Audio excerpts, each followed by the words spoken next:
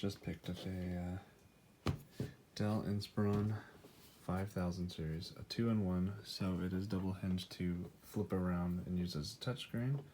So here are my settings for my graphics on GTA 5, and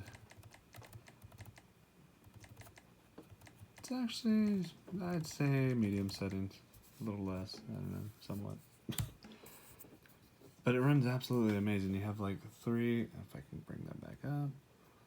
Nope, not with touch. I'm using about a good amount, like half the amount of VRAM here on the brand new 11th gen Intel Core i5 with the Iris Xe graphics. I'm running at this high resolution, at least to the display's concerned. And it's playable. I am impressed. And I just had an accident. But it is, I'd say it's like PS3, PS4-ish, the way the frames are. It's a brand new laptop, just came out at least a little bit before October of 2020. Oh, there we go. Paying attention to the camera here instead of the actual game. But it's not bad.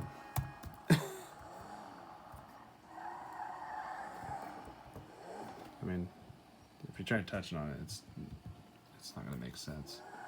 But all in all, it's a pretty sweet laptop. Battery life is at least about 3 hours of regular web searching. Obviously, you've seen the resolution. It's got 8 gigs of RAM, 250 gigs of NVMe SSD storage, so it's not too bad from the price that I got for $580 from their Dell doorbusters that they've been coming out with.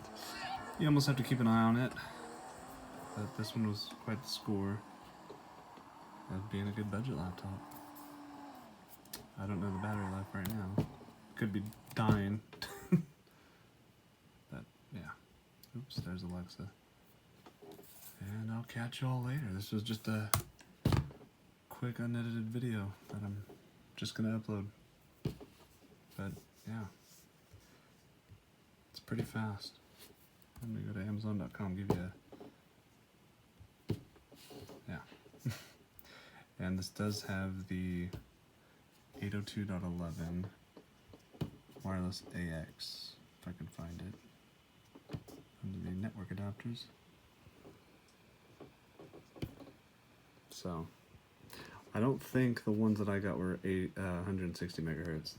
The ones that I installed on the other computers, I think they were up to 80, which is not too bad by me, I mean, considering they were only $24 on Newegg. But yeah, that's about it. See y'all later.